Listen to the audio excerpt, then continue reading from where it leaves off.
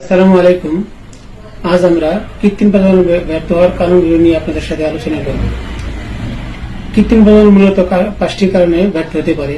সেই 5টি কারণগুলির মধ্যে প্রথমেই হচ্ছে সিমেন স্তরজনিত ব্যর্থতার কারণ। সিমেন স্তরজনিত ব্যর্থতার কারণগুলির মধ্যে আবার অনেকগুলি বিষয় রয়েছে।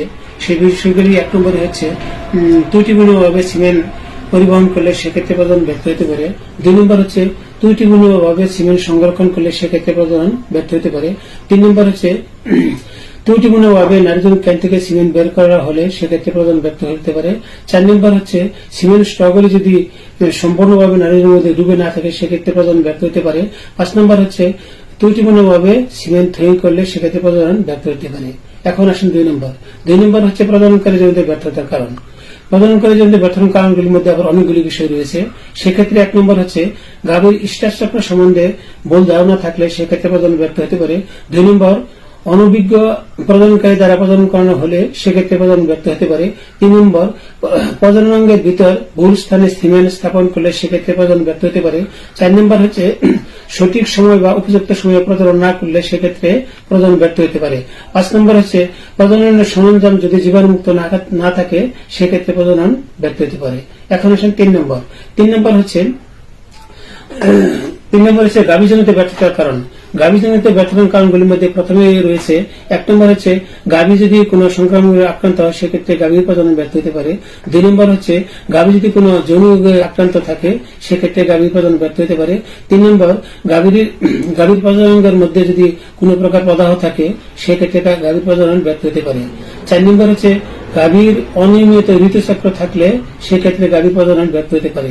5 নম্বর হচ্ছে গাভীর নীরব স্ট্রাস অর্থাৎ সাইলেন্ট হিট থাকলে সেক্ষেত্রে গাভীর প্রজনন ব্যর্থ হতে পারে। 6 নম্বর হচ্ছে গাভীর অধিক বয়স হলে সেক্ষেত্রে গাভীর প্রজনন ব্যর্থ হতে পারে। 7 নম্বর হচ্ছে পুষ্টিকর খাদ্যের অভাব হলে সেক্ষেত্রে গাভীর প্রজনন ব্যর্থ হতে পারে। 4 নম্বর হচ্ছে সিমেন্টজনিত ব্যর্থতার কারণ। সিমেন্টজনিত ব্যর্থতার কারণগুলির মধ্যে আবার অনেকগুলি বিষয় রয়েছে। সেগুলি প্রথমেই হচ্ছে মৃত শুক্রাণুযুক্ত সিমেন্ট দিয়ে প্রজনন করানো হলে সেক্ষেত্রে প্রজনন ব্যর্থ হতে পারে। 2 নম্বর হচ্ছে দুর্বল শুক্রাণুযুক্ত সিমেন্ট দিয়ে প্রজনন করানো হলে সেক্ষেত্রে প্রজনন ব্যর্থ হতে পারে। 3 নম্বর হচ্ছে সিমেন্টের মধ্যে অস্বাভাবিক শুক্রাণুর আধিক্য থাকলে সেক্ষেত্রে প্রজনন ব্যর্থ হতে পারে। 4 নম্বর হচ্ছে শুক্রাণুর বংশগতির বাহক ডিএনএ এর মধ্যে যদি কোনো ত্রুটি থাকে সেক্ষেত্রে প্রজনন ব্যর্থ হতে পারে।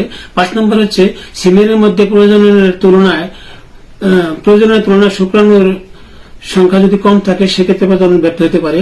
6 নম্বর হচ্ছে অনুর্বর সারের সিমেন্ট দিয়ে প্রজনন করানো হলে সেক্ষেত্রে প্রজনন ব্যর্থ হতে পারে।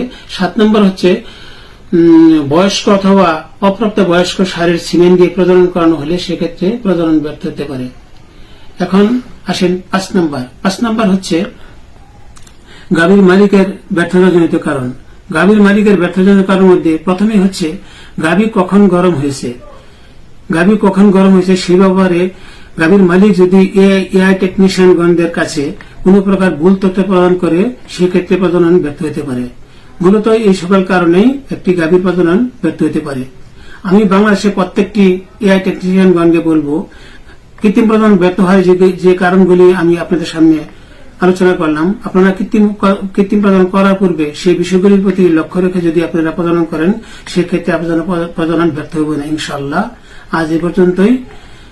আমার জন্য আপনারা সবাই ভালো থাকবেন, আমার জন্য দোয়া করবেন। অন্য একদিন নতুন একটি বিষয় নিয়ে আপনাদের সামনে হাজির হব ইনশাআল্লাহ। আসসালামু আলাইকুম।